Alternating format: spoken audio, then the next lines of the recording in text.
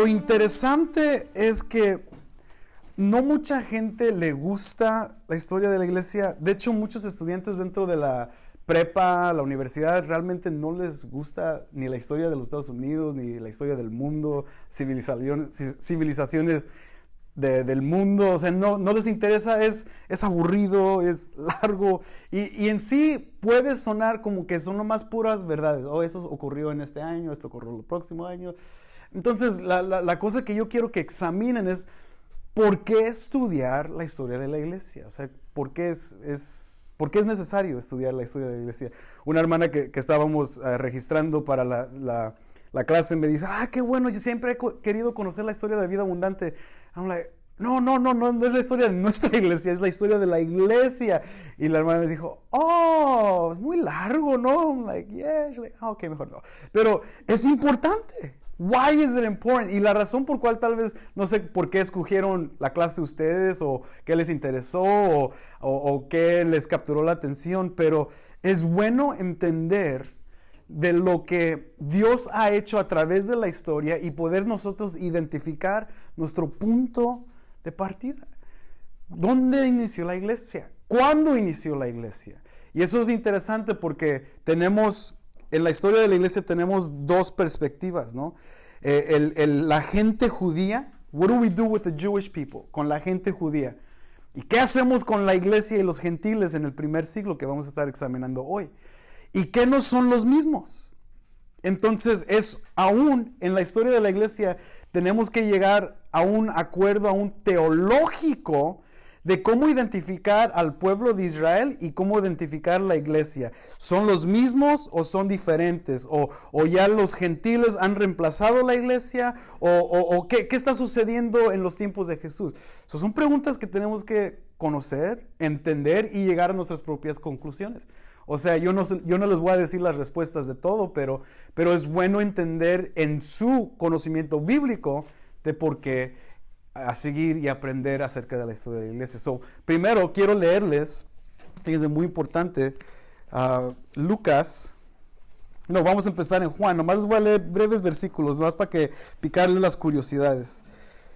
En Juan capítulo 20, versículo 30 y 31, fíjense lo que dice. Y muchas otras señales hizo también Jesús en presencia de sus discípulos que no están, ¿qué? Escritas. ¿Escritas dónde? En este libro. Pero estas se han escrito para que creas que Jesús es el Cristo, el Hijo de Dios, y para que al creer tengáis vida en su nombre. Juan capítulo 20, versículos 30 y 31. Aquí vemos uno de los apóstoles que son conocidos como el que estaba más cercano a Jesús. Nos está escribiendo una historia de lo que sucedió en los tiempos de Jesús. Y no solamente Juan, pero Mateo, Marcos y Lucas. Fíjate lo que dice Lucas. Me fascina Lucas y ahorita les digo por qué. Lucas capítulo 1. Al mero inicio, fíjate lo que dice. Por cuanto muchos han tratado de compilar una historia de las cosas que entre nosotros son muy ciertas, tal como nos las han transmitido los que desde el principio fueron testigos oculares y ministros de la palabra, también a mí me ha parecido conveniente, después de haberlo investigado todo con diligencia desde el principio, escribirlas ordenadamente al excelentísimo Teófilo, para que sepas la verdad precisa acerca de las cosas que han sido enseñadas. Ahí lo escuchas tú de un historiador que está escribiendo el detalle de la vida de Cristo para que todos crean y sepan. Y me gustan las palabras del historiador. Las investigué. I investigated them. O sea que pasó tiempo.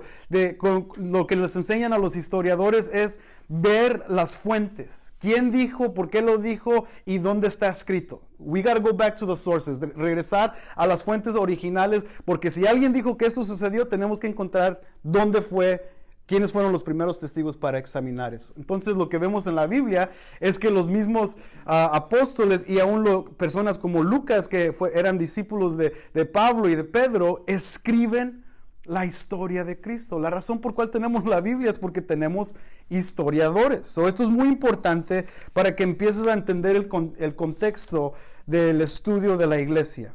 Ahora, seguimos en lo que vamos a estar hablando. Eso nomás es un poquito la introducción y mientras que damos más, voy a estar hablando un poco más de la importancia de la historia. No es una pérdida de tiempo. Más que nada nos recuerda los errores del pasado.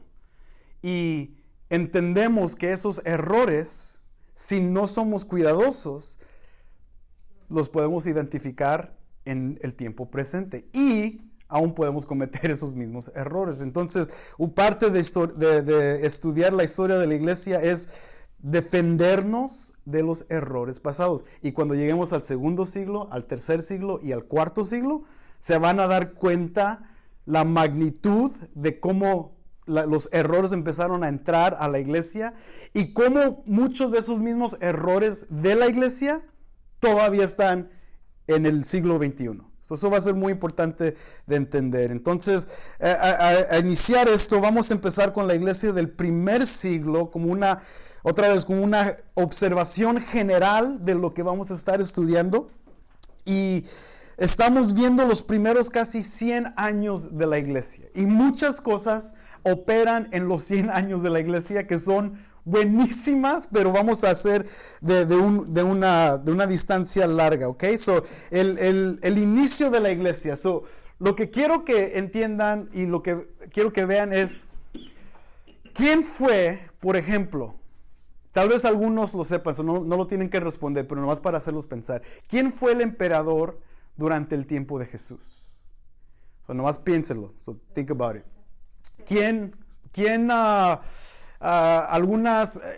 ¿Qué ciudades o gobiernos externos estaban presentes en los tiempos de Jesús? O sea, cositas así que tienen que empezar a examinar. ¿En qué tiempo vivió Jesús? ¿Y qué estaba ocurriendo a su alrededor? Ahora, ¿por qué quiero que piensen en eso? Porque examinen, por ejemplo, nuestro tiempo, siglo XXI. Si alguien examina lo que está sucediendo en la atmósfera de Chicago, especialmente en un clima, no clima físico, pero en una atmósfera de violencia, con especialmente South Side of Chicago, en las áreas fuertes y difíciles. Esto me sacó de onda porque estaba viendo unos estudios de Uber. Y los manejadores de Uber, los que manejan mucho Uber, evitan el South Side. ¿Por qué? Porque tienen miedo que van a ser asaltados, que tienen miedo que van a ser golpeados, tienen miedo de encontrarse en una balacera. ¿Por qué? Porque en el contexto en cual están, entienden la violencia entre la misma policía y la gente que vive allí. Entonces, cuando alguien empieza a describir su tiempo, empieza a entender su contexto.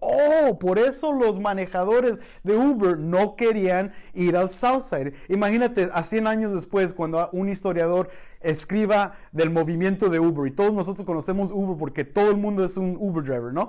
Y alguien escribe de la historia de Chicago y los manejadores de Uber no querían ir al Southside de Chicago. Y uno puede decir, pues tenían flojera o no les gustaba, o we wouldn't know, hasta que hicieran el estudio de decir, este es el contexto, hubo mucha violencia, muchas cosas que estaban sucediendo con la policía, muchas matanzas, y ya uno puede decir, por eso no querían ir para allá. Bueno, entonces eso es un context. Lo que quiero que empiecen a examinar en estos tiempos es el contexto de lo que vamos a estar viendo globalmente, y por eso aquí puse un mapa del Nuevo Testamento para que entiendan el contexto.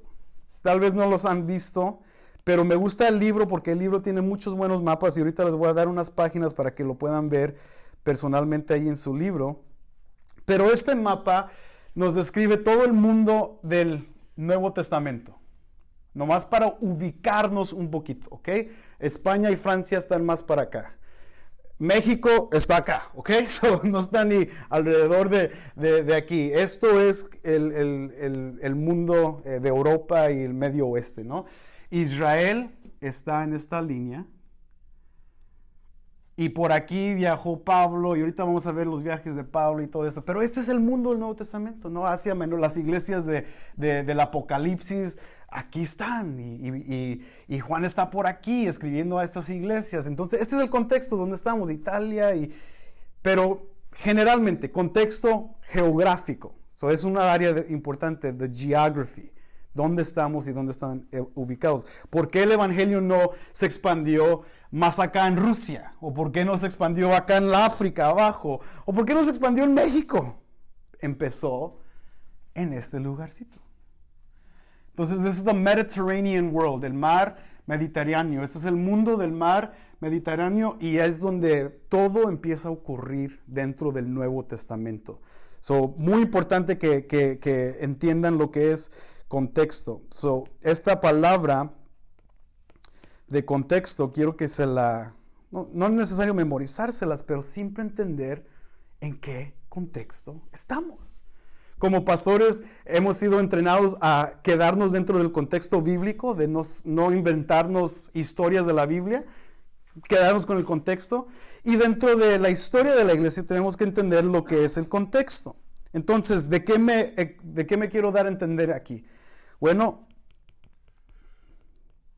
perdón si escribo mal el nombre en español, y si no lo pueden leer, espero que lo puedan interpretar de la mejor manera. Por ejemplo, Egipto,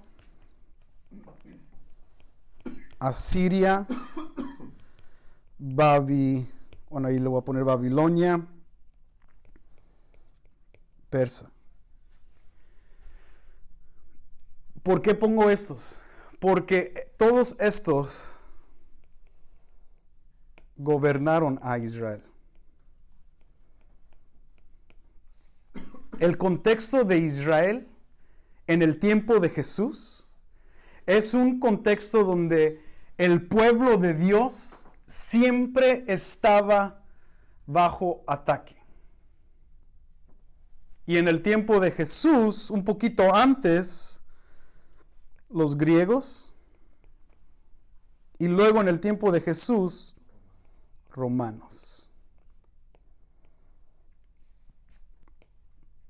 So, ¿qué es lo que está pasando? El pueblo de Dios, Israel, ha sido acostumbrado por casi 1000 años estar bajo opresión.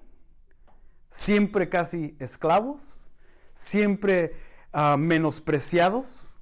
De aquí, de estos gobiernos fueron disparcidos a diferentes partes del mundo, fueron sacados de Israel, quitados de su tierra. O sea, pónganse a pensar, imagínense que Donald Trump diga, ahorita todos los latinos se me van de los Estados Unidos.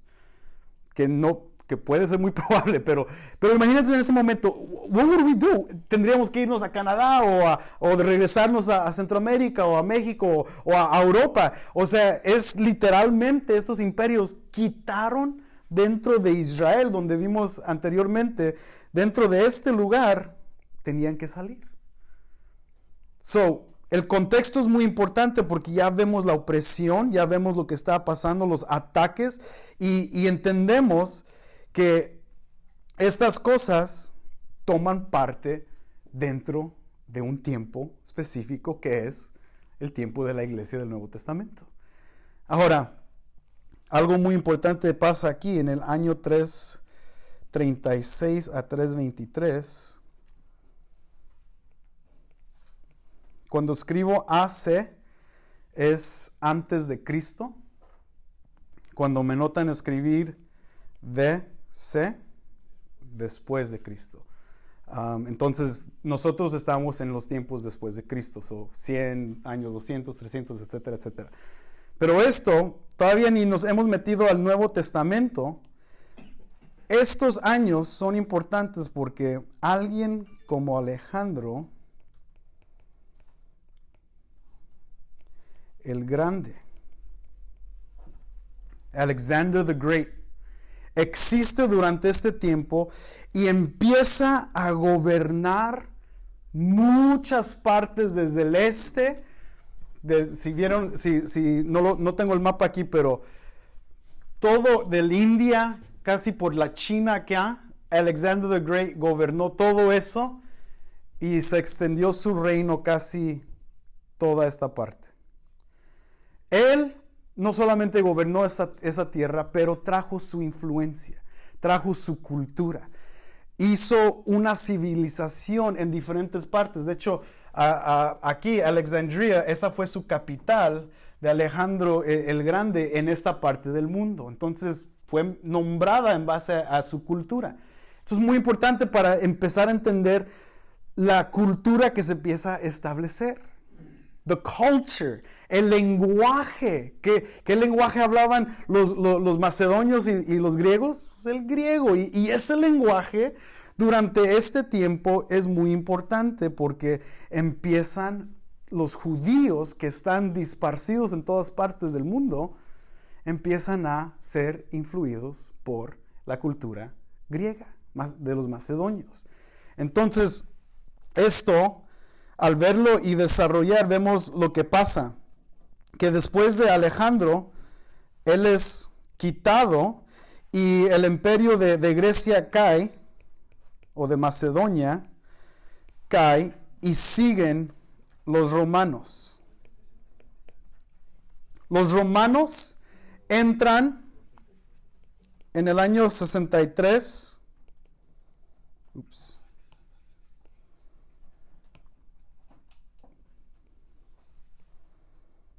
Perdón.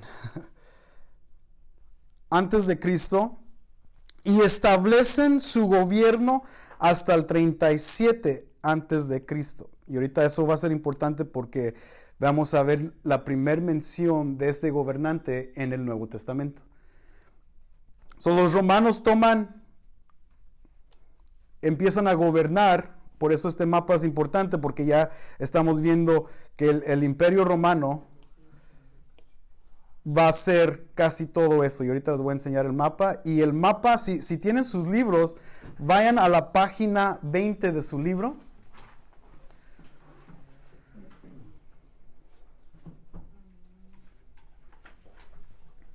En la página 20 de su libro es un poquito diferente el color al mapa que yo tengo. Me gusta más la de su libro de todos modos. Pero esto empieza a ser el Imperio Romano. Y aquí vemos España y lo que después va a ser conocida como Francia. Y luego un poquito de Alemania. Todo, Italia, arriba de África. Acá está Marruecos y todas estas partes. Egipto. Todo dentro del Imperio Romano. So, what's happening here? Y otra vez, contexto. Esto es lo que empieza a suceder durante este tiempo y es donde el cristianismo nace. El cristianismo nace dentro de un contexto romano. Es bueno conocer no solamente los nombres, pero qué ocurre dentro de este tiempo y de este dominio. Por ejemplo, después de que matan a Julio César, no Julio César Chávez, pero después de que matan a Julio César, que fue uno de los mejores gobernantes del Imperio Romano, tienen que establecer a alguien para gobernar a este Imperio Romano, pero ahora específicamente dentro de Israel, dentro de la área de Palestina. Y si pueden, bueno, ahorita les digo el mapa, pero Julio César muere, más bien lo asesinan, y luego entra en el tiempo 31 al 14 DC un nuevo emperador. Este emperador, no sé si se escribe así en español, Augusto, o ¿sí se escribe así, Alex? Augusto, que es el emperador que gobierna todo Roma durante el tiempo de Cristo. Es going to be important porque este es nombrado, si tienes tu Biblia, no es para que lo veas en tu Biblia otra vez. Y por eso me gusta mucho Lucas, porque es un historiador y nos menciona exactamente los nombres importantes. Lucas capítulo 2, más para que vean ahí la persona. Capítulo 2, versículo 1. Y aconteció que en aquellos días que salió un edicto de César Augusto para que hiciera un censo de todo el mundo habitado. Y es por eso que Jesús tiene que regresar, los padres de Jesús tienen que regresar. Pero ahí empezamos a tener un contexto histórico de personajes verdaderos que no solamente son adentro de la Biblia, pero también en todas las partes de las historias. Todo el mundo conoce a Augusto, fue uno de los mejores emperadores, y cuando él muere, muchas cosas malas empiezan a suceder durante el tiempo. Por eso este tiempo del reino romano se llama Pax Romana. Creo que es. Perdón mi letra, pero estoy trabajando en eso. Pax Romana, que es la paz romana. Es el tiempo donde hay super paz en el imperio. Es uno de los tiempos más grandes, mucho mejores que pudieron existir. Entonces eso viene en el tiempo de Jesús. Ahora, ¿por qué es importante? Este gobernante emperador está reinando un imperio enorme. Tiene uno de los mejores tiempos económicos, de guerra, de dinero, de todo eso está bien establecido, y nace Jesús. Jesus is born. ¿Y qué dice Mateo? ¿Qué dice Marcos? Especialmente Mateo. Él está trayendo un nuevo reino. ¿Qué podemos observar inmediatamente? Entonces, conocemos un poco la historia de los fariseos, conocemos un poco de la historia de la crucifixión, cuando Jesús fue crucificado por los romanos, pero todo esto empieza a tener más sentido porque hay un reino ya establecido. Y es un buen reino. It's the Roman Empire. Que quitó a Alejandro el Grande. O sea, Alejandro el Grande tenía todo ese imperio y fue matado, fue asesinado, fue quitado de su puesto, y ahora está el reino romano y tiene un buen reino. Y en ese reino nace otro rey. Y ese rey es Jesús. Entonces, desde ahorita ya vamos a empezar a ver fricción. No inmediata, pero va a haber un tiempo de fricción y ustedes lo van a estar viendo mientras que hablamos más de esto. Pero este tiempo, de hecho, me gusta Augusto porque yo nací en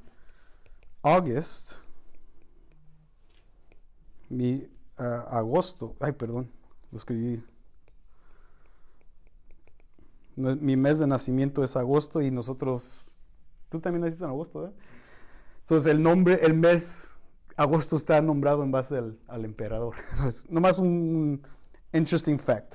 Pero bueno, este es el emperador, este es su reino.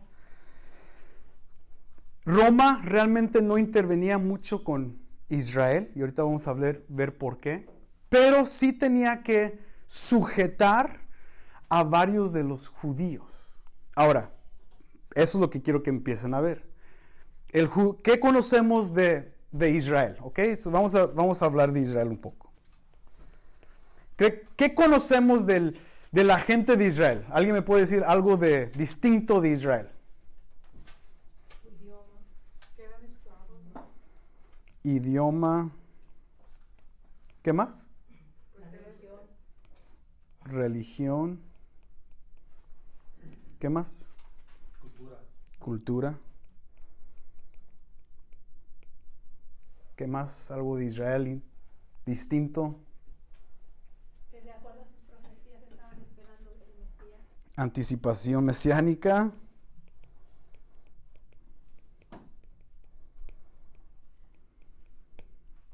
Ok, hay mucho que podemos decir, pero este es el pueblo de Dios, separados de todos los demás pueblos.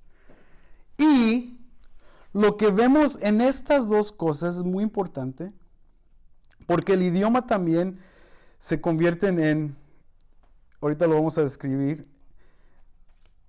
griego, y ahorita vamos a decir por qué, pero su religión y cultura es muy distinta. ¿Qué de su religión es distinta? Ellos son los Monoteístas. politeístas. ¿Qué de su cultura es distinta? Cultura hebrea, ¿no? Ajá. Pero ¿qué de la cultura hebrea?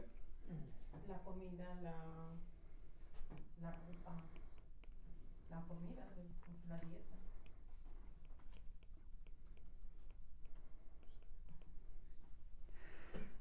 Solo que empezamos a ver que Israel no va a encajar para nada con Roma. Israel es un pueblo raro desde el inicio. Es un pueblo distinto y por eso Dios les llama mis sacerdotes. Son separados. Mi pueblo, ¿qué? Santo. Santo significa separado. Es my kingdom, my people. Entonces Israel siempre va a tener con ellos esa expectativa de separarse del mundo, de no establecer ni no mixtear su cultura con la cultura del mundo, porque el mundo es pagano. Pero ahorita vamos a ver cómo eso empieza a cambiar. Pero estas dos cosas son las dos cosas más importantes de considerar mientras que exploramos más el contexto dentro de Roma.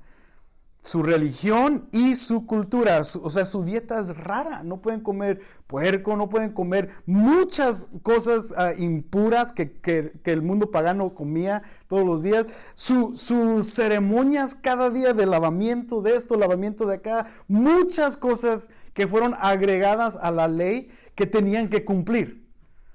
Para un mundo como el Imperio Romano, que era un mundo avanzado, miraban esto y decían, man, these people are weird. Esta gente es rara. Entonces siempre ellos no solamente eran gobernados, pero siempre eran como puestos a un lado. La gente de Dios siempre ha sido menospreciada. Y si vemos nuestro contexto hoy en día, es casi lo mismo. Pero durante este tiempo, estas culturas empiezan a chocar y hay mucha fricción entre Israel y Roma. Entonces, para suavizar el dolor y el golpe, Roma no quiere perder mucho tiempo con Israel. Como vieron, Roma es bastante grande. No quieren perder mucho tiempo. Entonces, ponen como para gobernar a uno muy conocido, el rey Herodes. Interesante que él fue conocido como el rey de los judíos.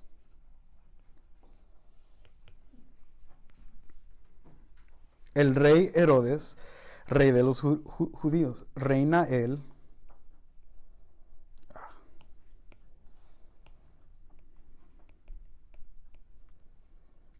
hasta el año 4.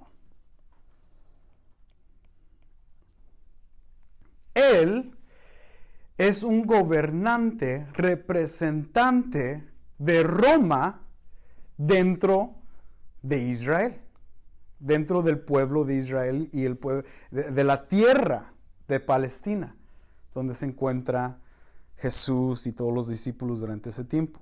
Entonces, él es, si muchos lo conocen, él es el que quiere matar a Jesús en Mateo. Él es el que está persiguiendo cuando le dicen, ha nacido el rey. ¿Qué dice Herodes? I'm the king. What king? ¿Cuál? Y luego especialmente el rey de Israel, el rey del pueblo de Israel. Herodes dice, no. There's only one king. Herodes fue conocido, y esta es una de las áreas donde justo no se mete el detalle, pero Herodes fue muy vanaglorioso y muy como nervioso. Bien siempre sufría como de ansiedad. Pensaba que todo el mundo lo quería oprimir y quitar el reino. Tanto que mató casi la mayor parte de su familia porque pensaba que sus propios familiares le querían quitar su reino. Entonces cuando él escucha que nació el rey de Israel, ¿qué hace Herodes? Inmediatamente, maten a todos los niños de 2 años, mátenlos porque no quiero ninguna fricción, ningún debate. Entonces, esta es la persona que empieza, que existe durante el tiempo de Jesús, y nosotros lo conocemos porque leemos Mateo capítulo 2 y también los sinópticos. O sea, vemos otra vez, bíblicamente y históricamente, hay una conexión. O sea, la Biblia no es un libro inventado así nomás. O sea, hay una conexión histórica. Y esto muchas veces lo perdemos cuando leemos la Biblia. Decimos, pues es un rey. Pensamos que es una historia nomás. No, this was real. Otros historiadores como Philo y Josefo escribieron de personas como Herodes. Por eso conocemos mucho más de su vida, porque otros historiadores también lo describen. Pero esta es una figura interesante porque inicia la reconstrucción del templo. Now, why is this important? El templo. ¿Entienden de lo que me refiero acerca del templo? ¿Sí entienden el concepto del templo? El templo de Salomón. Ok. Fue destruido. So why is this important? Fíjense, pónganse a pensar. El rey Herodes, un pagano, inicia la reconstrucción del templo de los judíos. Porque creía en una profecía. Porque creía en una profecía. Creía él. O sea, que escuchaba de las profecías. Exacto. Conocía también la religión. Y fíjate, las influencias de Ciro y de Dario que conocemos de los tiempos de Esdras y Nehemías. Por eso la historia es importante, no solamente conocimiento bíblico, pero estos reyes paganos también ayudaron a Esdras levantar el templo. Nehemías levantó los muros con aprobación de Dario. O sea, todos estos reyes emperadores ayudaron a la reconstrucción 600 años antes. Después fue completamente destruido en el siglo II antes de Cristo, y por casi 200 años, fíjense, 200 años, un poquito menos, pero casi 200 años, no existía. El templo de los judíos no existía por casi 200 años. Ahora, why is that important? ¿Por qué es importante eso? En el contexto en cual estamos hablando. Porque pues el pueblo vuelve otra vez a reunirse en torno al templo, ¿no? Ok. Vuelven a hacer las ceremonias y todo. So, la implicación es que, ¿dónde estaba adorando el pueblo de Israel? Israel no tenía adoración. Israel no tenía un lugar donde juntarse. Para la vida de Israel, para aquellos que son estudiantes del Antiguo Testamento, saben que el centro de todo de Israel es Jerusalén y el templo. Después de Moisés y el tabernáculo, y luego David y luego Salomón edifica el templo y lo edifica en Jerusalén, la ciudad alta. Los salmistas escriben, cuando escriben sus salmos, voy a ascender, voy a subir a Sión. Estaban figurando a Jerusalén, y por 1000 años el templo era central para la adoración de su pueblo. Y por los primeros 200 años dentro de la historia de la iglesia, no worship. No había sacrificios, no había nada sucediendo. Y un rey pagano como Herodes, que muere de, no sé cómo se dice en español, pero se llaman boils. ¿Cómo se llaman? Esas como no sé si se ampollas, mueren de llagas, y muere porque estaban invadiendo también sus intestinos, y este rey, de lo malo que era, muere de una muerte terrible, que ni podía aguantar el agua. Cuando lo querían bañar, no podía ni soportar el agua, y su estómago explota por dentro y también explota por atrás, y eso lo sabemos por los historiadores. No está en la Biblia de, ¿qué pasaje bíblico está? No. Es externa la evidencia, pero un rey pagano edifica el templo, y es un rey que quiere matar a Jesús. It's interesting de ver cómo se combina todo esto. Pero durante este tiempo, que conocemos ya estos personajes que vemos en la Biblia, lo voy a escribir en inglés. En español lo voy a intentar. Helenismo, ¿así? Sí, ¿Correcto? Sí. Yes. Ok. Hellenism. Helenismo. que viene de la palabra Hellas, que significa Grecia. Helenismo. La cultura que trajo Alejandro el Grande en los años 300 antes de Cristo le fascinó tanto a Roma que Roma, al invadir a Macedonia y todos los griegos, adopta este concepto. Helenismo es la combinación de cultura griega con cultura ganada, si se puede decir así. O sea que a los que invaden les dan su cultura y los invadidos reciben la cultura de los griegos y la combinan. Entonces este tipo de cultura se conoce como helenismo, Hellenism.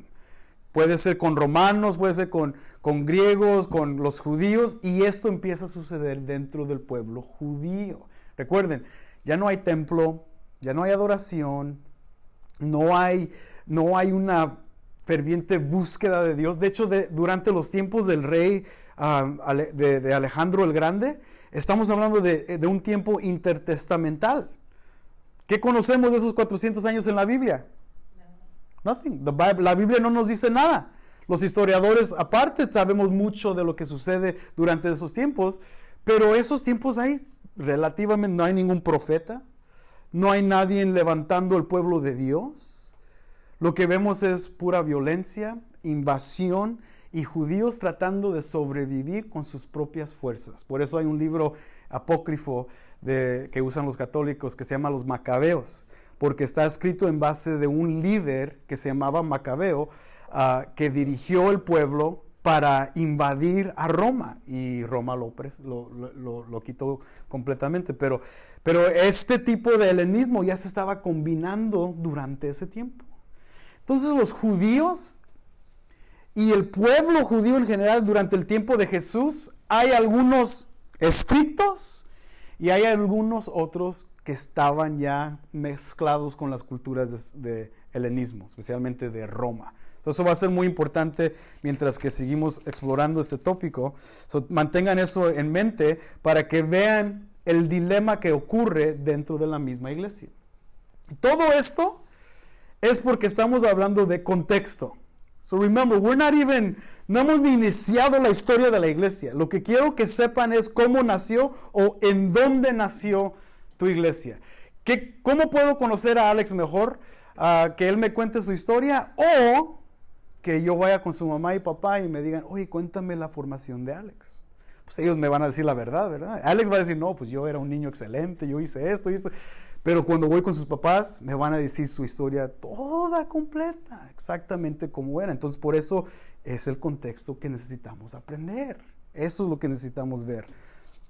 Entonces, cuando Roma invade, y en un ratito más vamos a tomar un break para que se estiren un poco, so don't worry, no voy a hablar completamente todo el tiempo, pero aguántenme un ratito más, que todavía nos faltan como 2 horas más y los voy a meter en media hora. Roma quiere hacer lo mismo, de combinar el helenismo junto con los judíos y con cualquier pueblo que ellos gobiernan. Hay un west y hay un east. Oeste, si se escribe así, y este. El helenismo viene de acá y influye al lado oeste. Si regresamos al mapa, Alejandro viene de acá y trae toda su influencia hacia acá. Entonces, aquí el reino, voy a marcarlo aquí. Aquí está el reino dividido. East and this is the west. Y eso va a ser importante para entender los contextos otra vez de cómo la palabra de Dios se extiende.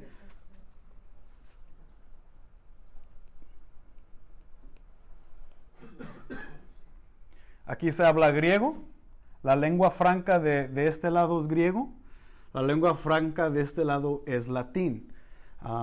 Si ven, aquí está Roma. Y el imperio de Roma y la iglesia romana, aún católica, tenía fuerte un énfasis en su lengua del latín. Era para ellos la lengua correcta. Pero esas son las culturas diferentes que se estaban mezclando. Y de hecho, en el segundo siglo, nomás lo voy a poner aquí, segundo, encontramos esto. ¿Saben qué es eso? LXX. ¿Quién sabe leer números romanos? 70. Yeah. Very good, brother. You get a gold star. Es la versión de la Septuaginta, que se conoce como la Septuaginta, la traducción de la Biblia del hebreo, del lenguaje original, al griego. Y la ponen así porque agregaron otro libro, pero es el número 70. Nosotros sabemos que hay 69 libros, pero ahí se escapó un libro ahí que quisieron agregar. Pero sin embargo tienen la traducción. Entonces, la Biblia y las escrituras que conocen los discípulos, lo que está leyendo Jesús, lo que está leyendo Pedro, lo que está leyendo al futuro Pablo, lo que están leyendo estas personas es esta versión de las escrituras del Antiguo Testamento, que se desarrollan cuando en el segundo siglo antes de Cristo. Ahora, ¿por qué es importante eso? De lo que acabamos de hablar, la influencia de combinar el helenismo fue tan fuerte en los judíos que su lenguaje fue incorporado en ellos, y por eso ellos querían desarrollar las escrituras en la lengua franca, en la lengua normal de todo el pueblo. Y así encontramos versiones griegas y luego encontramos las versiones arameas, que muchos de los hebreos empezaron a hablar después del hebreo, y también cópticas, que son más distintas, pero tenemos en general griego, arameo y también las escrituras originales de los judíos, que es el hebreo. Todo eso empieza a ser parte y formar la iglesia del primer siglo. Y aunque todavía no hemos hablado de su formación, pero todo eso ya está aparte. La Biblia que leyó Jesús era la Septuaginta, con la combinación del este y del oeste y el helenismo. Ahora, problemas. Siempre hay problemas, ¿verdad? Los judíos constantemente batallando con esta influencia, mucho helenismo, mucha influencia romana. Los que eran estrictos observantes del judaísmo rechazaban esta mezcla. Ahorita los vamos a conocer ahorita, judíos estrictos. ¿Así? ¿Estrictos? Bueno, ni lo pueden leer de todos modos, pero ahí está. Judíos estrictos o bien rajatablas. Ellos consideraban el romanismo, el helenismo, religiones paganas. De hecho, ellos adoraban en inglés se escribe así, Zeus. No sé cómo se escribe, pero ahí ustedes ya le saben. Dios griego, le adoraban a Zeus, adoraban a personas como Ares, no sé cómo se escribe en español, que es el dios de la guerra, a Afrodite, que es la diosa de ¿qué? El amor. ¿Cómo saben? ¿Cómo saben, hermanos? Y muchos más. Y cada dios era diseñado para beneficio de la cultura. Entonces, para que entiendan, los griegos tenían el panteón, ¿cómo se dice? El panteón de los dioses griegos que llenaban sus necesidades. La Afrodite, la diosa del amor y de fertilidad y de sexo y todo eso. El Ares, el dios de guerra. Entonces, a cada diferente dios se postraban y adoraban, y ellos recibían de ellos todo sus beneficios, o si querían más dinero o buenas posiciones en el trabajo, etcétera, etcétera. Allí se postraban y lo recibían porque esa era su forma de religión. Por eso los judíos, ¿qué eran los judíos? Mono. ¿Qué es mono? Un solo Dios. estos paganos con multitudes de dioses politeístas, para los judíos es, ¿cómo es posible que tú quieres que seamos influidos por esa cultura que tiene un chorro de dioses? Nosotros somos gente de un solo Dios. We have to be monotheists. Entonces eso empezó la fricción ahí durante ese tiempo y por eso vemos la resistencia de los judíos. O sea, a veces uno dice, ay, ¿por qué no nomás se acoplaron? Bueno, tenían un Dios. Algunos de ellos eran temerosos de Dios todavía. Por eso Pablo nos recuerda en Romanos capítulo 11, hay un remanente pequeño de los judíos que todavía están listos para salvación. Pero esta religión se infiltra, su literatura como el Iliad, la Odisea, escritos por Homero, todo esto fue admirado por todo el pueblo y aún algunos de los judíos helenistas eran influidos por esto. Pero lo más interesante de esta religión pagana es que tenían adoración del emperador.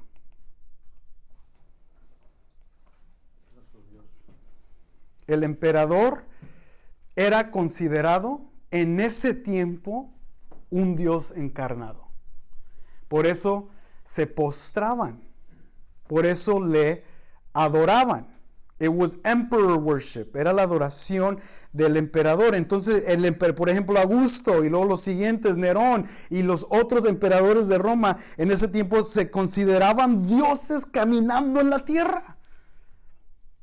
Ahora, la similitud con Jesús es que Jesús es Dios encarnado. Ellos se creían dioses encarnados.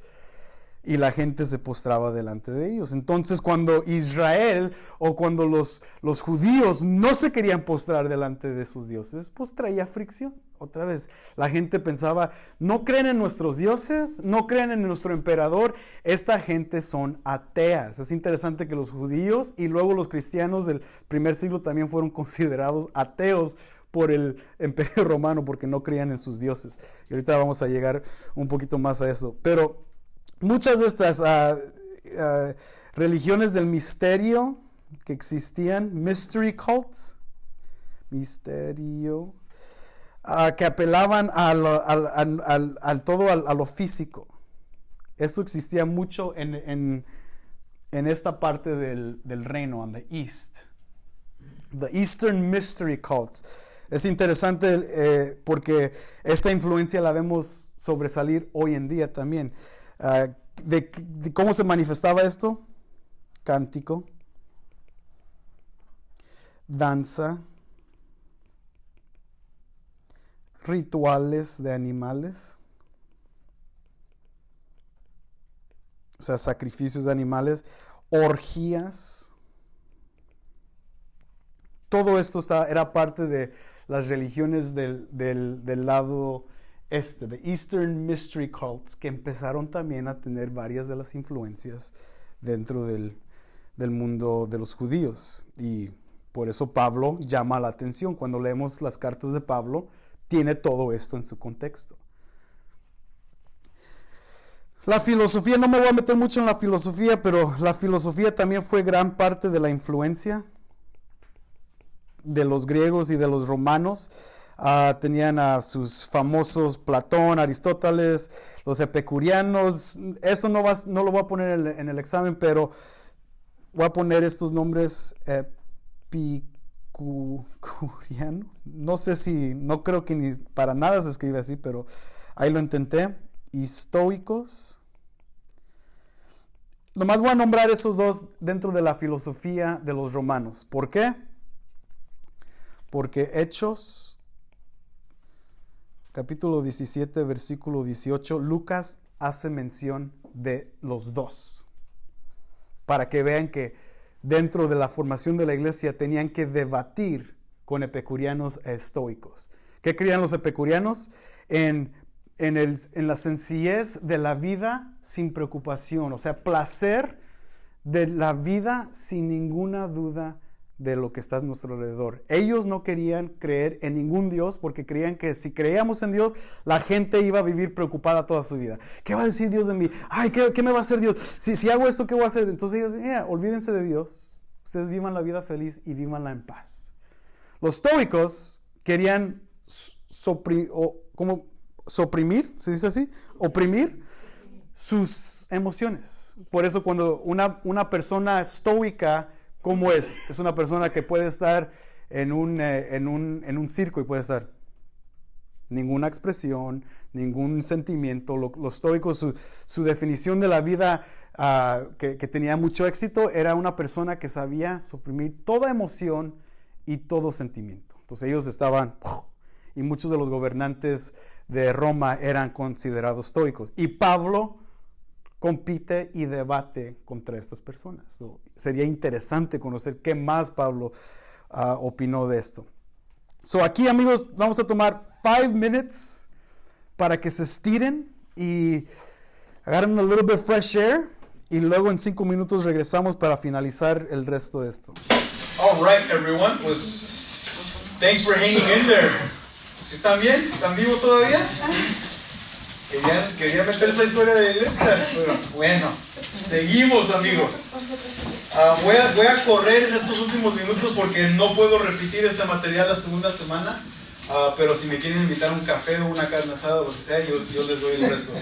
Bueno, no carne asada porque no como carne, pero seguimos. Les voy a dar déjame darle las páginas ahorita de antemano antes de que se me olvide. Si leen las páginas 25 al 53, que creo que no es mucho, pero si la leen en su libro, se toman en una semana, va a ser un resumen de lo que acabamos de hablar. Y luego, pues si las cosas que no mencioné ahí van a poder ver, y van a poder leer de la guerra de los macabeos, que quiero que lean un poquito, porque es mencionada en Hechos capítulo 5. No la voy a mencionar mucho porque lo pueden leer en el libro, pero esas páginas leanla de su libro, y espero que les pueda ayudar en eso. Va a ser muy importante. Entonces, después del pleito con los macabeos que mencioné un poquito antes, la gente de judía estaba constantemente en pleitos con Roma. Y mientras que mientras que los judíos no hacían tanto escándalo, Roma no se metía. Pero llega el momento cuando Roma empieza a hacer cosas que los judíos no pueden soportar. Y es cuando los judíos hacen las guerras. Cuando Jesús nace y cuando Jesús empieza su mover, y luego cuando los cristianos del primer siglo empiezan a predicar a Jesús, el dilema con los romanos es, otro grupo de gente que va a estar haciendo escándalo, y ahora en base de Jesús, porque hasta el momento todavía no entramos en la iglesia, pero los romanos por casi 50 años van a pensar que los judíos y los cristianos son los mismos, pero y luego los van a identificar y los van a separar. Entonces el dilema con Roma es que esta gente siempre está problemática, y quieren que les hagamos esto, quieren que les hagamos acá. Entonces ellos quieren minimizar su trabajo y evitar lo más posible, pero cuando entran gobernantes para oprimir o minimizar el contacto del pueblo de Israel con sus batallas y con sus escándalos, Roma dice, ok, les va a poner una policía. Okay, ya no me voy a meter mucho, pero ahí les va una policía. Y se conoce como Pilato. 26 al 36. Pilato es un gobernante de Roma que se comunica directamente con el emperador, y Pilato está encargado de militantes o el ejército, es la policía, taxas y juicio.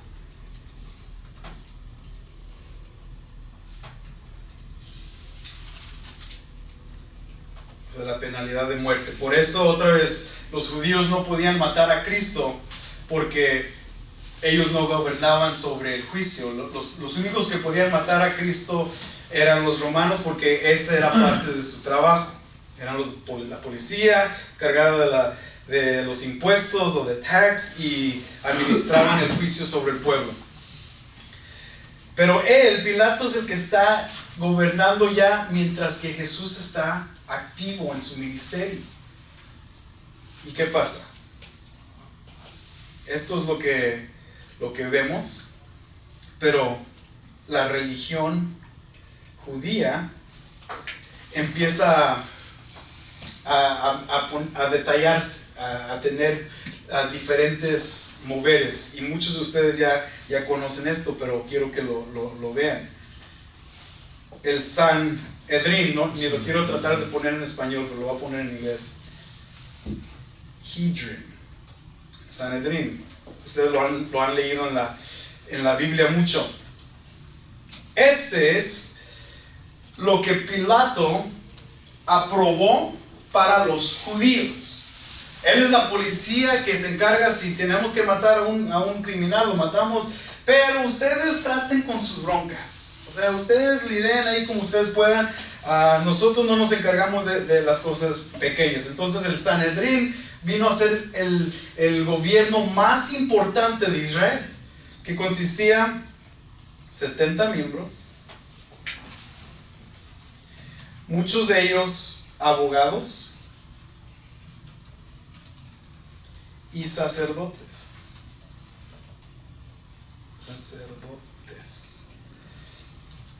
Ellos se encargaban de realmente todos los problemas de Israel. Se trataban delante de ellos y estaban en Jerusalén tratando todos los casos.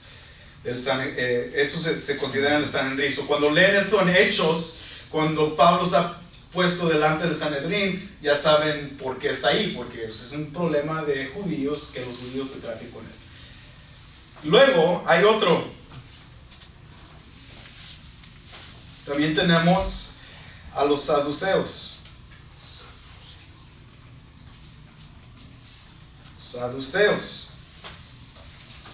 Ellos están en el templo y son los que tienen poder. Son los high class, si les podemos llamar así. Lo voy a escribir en inglés porque se me va ahorita cómo decirlo. Los hijos popis de la sociedad. La clase alta, eso. Bueno, ahí está, high class. High class de la sociedad. También gobernado por sacerdotes, estudiosos, sacerdotes, pero la diferencia de los saduceos es que solo aceptan el Pentateuco, o sea, los primeros 5 libros de la Biblia, de las escrituras. No aceptan nada más, ninguno de los libros históricos, ni de las poesías, nada, eso, ni de los profetas, porque los profetas y los libros históricos y todo lo demás habla de ángeles, habla de vida después de muerte, habla del Mesías prometido que va a resucitar, habla de todo lo que los creyentes del Nuevo Testamento y los judíos todavía creen. Entonces los saduceos están siempre en pleito con los fariseos. Es increíble que dentro del mismo judaísmo ellos estaban en pleitos. O no creían en ángeles. Voy a poner aquí no. Ángeles, resurrección, ni vida después de muerte.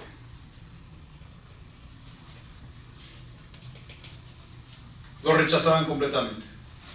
Ellos eran los enemigos mortales de los fariseos. Y los fariseos, pues como ya es un grupo más conocido. Observantes estrictos de la ley. Fíjate lo impactante. Ellos nacen dentro del tiempo que hablamos acá. Tercero, segundo y primero antes de Cristo. Ellos empiezan a nacer durante este tiempo, donde no hay profecía de palabra, no hay adoración, Ellos nacen durante ese tiempo. Pero fíjense, es increíble. Ellos eran los que tenían la influencia más sobre toda la gente judía. Ellos eran los que se separaban más los más santos, los que se separaban más. Por eso ellos dominaban sobre la cultura judía, porque los judíos lo miraban y decían, wow, esta gente sí es santa. Entonces, fíjense, nacen así, ¿por qué? Y aunque no hay mucho tiempo, pero no puedo ir sin decirles esta breve historia que lo cuenta Josefo, que es un historiador de Israel. Josefo cuenta que dentro del año 174 antes de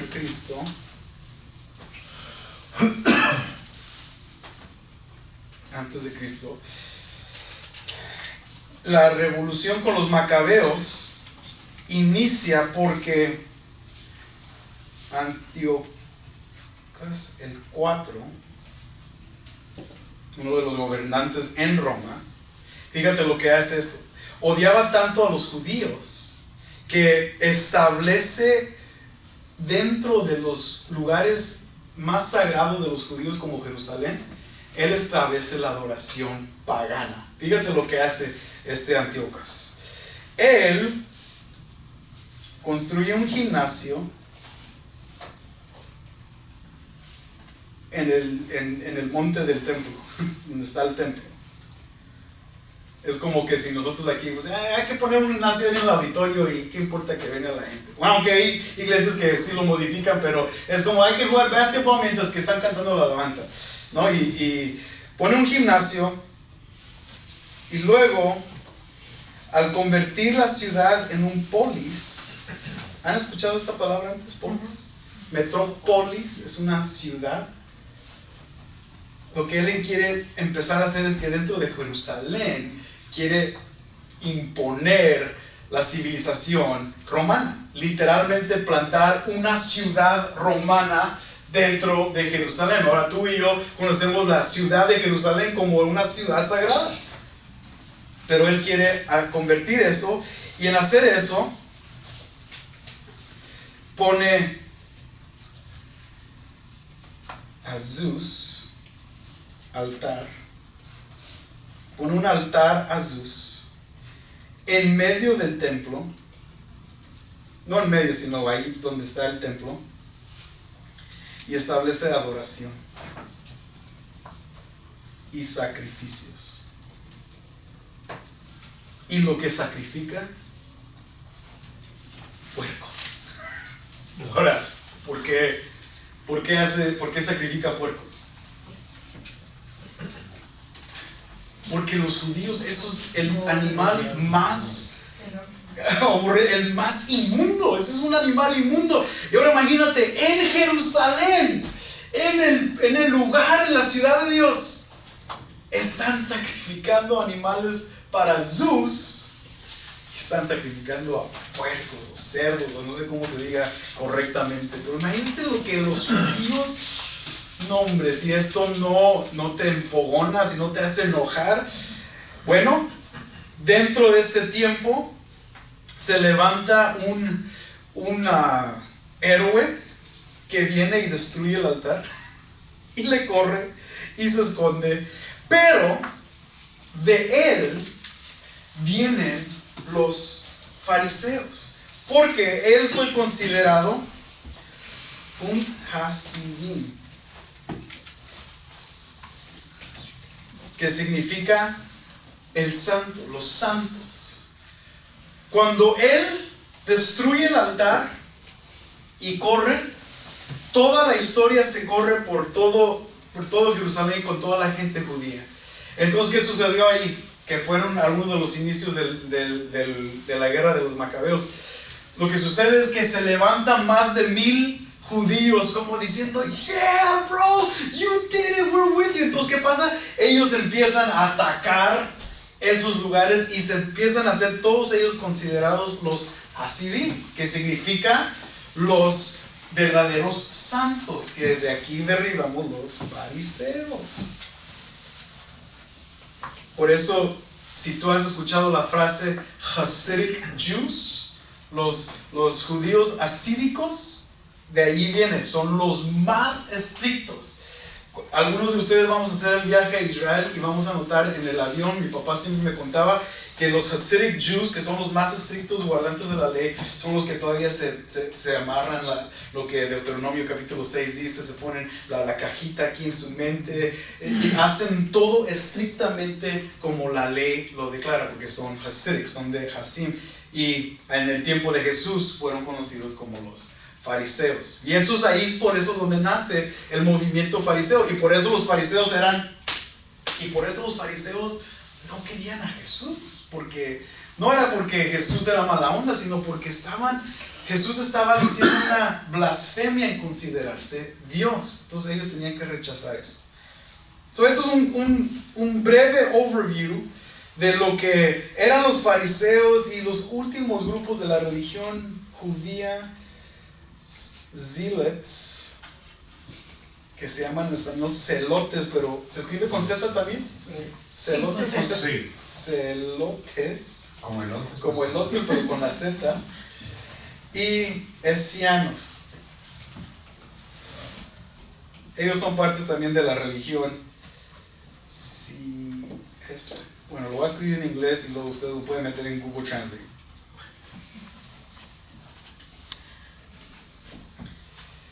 Que son los escénicos. Esenios. ¿Esenios o escénicos? Escénicos. Los celotes, para no pasar mucho tiempo en esto, los celotes eran los terroristas. Odiaban al pueblo romano, entonces querían matar a todos. Esenios eran más conservadores y ellos eran más pasivos, se querían separar en sus comunidades y leer la palabra de Dios. No eran muchos, no eran grandes, pero eran parte de los que vivían durante el tiempo de Jesús. Y ese era el contexto de la religión judía en el tiempo de Jesús. In a nutshell. ¿Ok? So, cuando les pregunten el examen, nombra o descríbeme las cuatro tipos de religión de Israel, ¿no? Los saduceos, los fariseos, los celotes y los escianos. Y los escianos eran pasivos, y eso está en su libro también, brevemente lo mencionan ahí. Los celotes eran los terroristas. Con que me nombren los cuatro, eso está, ya con que los nombraron, ya pasaron el examen. Pero esos son como ejemplos de preguntas que vamos a estar viendo. Ok, son estos últimos 4 minutos. Tengo que repasar toda la iglesia de Jerusalén y de los apóstoles. Pero, y también del conflicto de Nerón. Mira, voy a brincarme al conflicto porque espero que como buenos cristianos ustedes conozcan el libro de los Hechos y lo puedan leer mínimo durante este curso para que entiendan un poquito más de los viajes misioneros de Pablo, de Esteban cuando predicó en Hechos capítulo 7, del involucramiento de los gentiles en el capítulo 11, Felipe en el capítulo 8 expandiendo los viajes misioneros también, y cositas que ya ustedes deberían de saber un poco, y espero que lo lean y se familiaricen otra vez con eso. Entonces no quiero gastar mucho tiempo en eso, y nomás quiero irme antes de despedirnos a Nerón.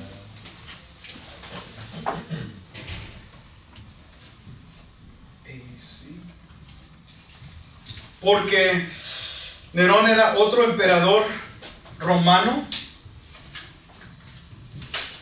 donde tenemos mucho conflicto en el Nuevo Testamento con estos judíos otra vez, y ahora ya son Sí. oh yeah, sorry, En inglés es así. AD, perdón por mi DC. Estos son los tiempos donde ya los cristianos ya están avanzados. Por eso el libro de Hechos es muy importante, porque ya vemos la expansión del cristianismo empieza desde Jerusalén y luego los viajes de Pablo. Entonces ya se empieza a expandir todo el movimiento cristiano. Entonces ya el cristianismo ya empieza a ser un problema también con los romanos, porque ahora no solamente tienen que lidiar con judíos raros, pero ahora tienen que lidiar con cristianos raros que ahora tienen a un Dios judío que murió y supuestamente resucitó. Entonces otra religión media rara y tienen que lidiar con ellos. Nerón, en este caso, por si no han escuchado de Nerón, es un tipo que fue considerado loco. De hecho, mató a su esposa para casarse con la esposa de su mejor amigo. Nomás para que vean un poquito de la mentalidad de Nerón. Pero en el 64 DC, él reina desde... lo puse cuando reinó. Desde el 54 al 68, se quita la vida. Pero en el 64 AD, Roma está en fuego por 6 días. La ciudad se quema completamente. Todos le están echando la culpa a Nerón porque ellos creían que Nerón quería quemar la ciudad para hacer su palacio. Estaba haciendo un gran palacio para él y para sus mujeres, para vivir la vida al máximo. Entonces todos creían que quería hacer espacio para hacer su palacio. Nerón, presionado por todo el mundo, decide de echarle la culpa ¿a quién? A los judíos. A los cristianos. Entonces, por primera vez tenemos a un emperador persiguiendo por ley del gobierno a los cristianos. Y muchas de las muertes están escritas que describen cómo los mató. Fue terrible. Ahí es donde tenemos lo del Coliseo, quemados en vivos, les quitaban la piel a los cristianos. O sea, era terrible lo que este hombre hacía. Y para que nomás vean un poco de lo que está pasando en su libro, en la página 51.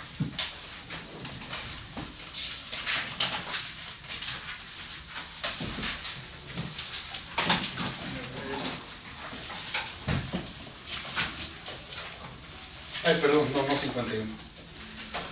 Lo escribí en el libro de inglés. Está en la parte 49. Ya, ¿dónde estaba 40? Ya sí es 51. Sí, 51. Donde empieza en la segunda línea, a pesar de todos. ¿Sí ven eso? Segunda línea, última letra, a pesar de todos. Fíjate lo que dice aquí el historiador romano. A pesar de todos los esfuerzos humanos, de la liberalidad del emperador y de los sacrificios ofrecidos a los dioses, nada bastaba para apartar las sospechas ni para destruir la creencia de que el fuego había sido ordenado. Por lo tanto, para destruir ese rumor, Nerón hizo aparecer como culpables a los cristianos, una gente quienes todos odian por sus, ¿qué dice? Abominaciones. Y los castigó con muy refinada crueldad.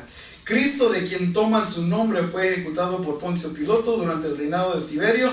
Detenida por un instante, esta dañina superstición apareció de nuevo, no solo en Judea, donde estaba la raíz del mal, sino también en Roma, ese lugar donde se dan cita y encuentran seguidores todas las cosas atroces y abominables que llegan desde los rincones del mundo. Ok, lo pueden leer ustedes ahí, pero los cristianos fueron considerados abominables. Es que todo lo que dice Tácito y lo que Nerón hizo para deshacerse de ellos. Y en la foto que tiene ahí hay una descripción que también describe ahí Tácito para describir cómo Nerón se actuaba con los cristianos. Pero amigos, eso es lo que empieza a suceder. Y el mundo del Nuevo Testamento, brevemente, Juan, el último apóstol, es matado por Domiciano. Ya sé que tienen sueño. Domiciano, que reinó del 81 al 96. Juan el apóstol fue enviado a Patmos por este emperador Domiciano. Y también mató a bastantes cristianos. So, el contexto de la iglesia no es un buen contexto. Nacen en un tiempo de conflicto y violento. Y ahora de aquí, si recuerdan las palabras famosas de Jesús de Mateo capítulo 16, versículo 18, que dice: yo edificaré a mí y las puertas de él no prevalecerán contra ella. Por 300 años, aquí empezó la persecución. 300 años después, cristianos son asesinados una y otra vez, que lo vamos a estar estudiando el resto de este contexto. Muchas gracias por su atención. Gracias por soportar todo este tiempo y espero que la próxima semana pueda terminar un poquito más a tiempo. Va a ser 3 minutos. So, thank you for your time.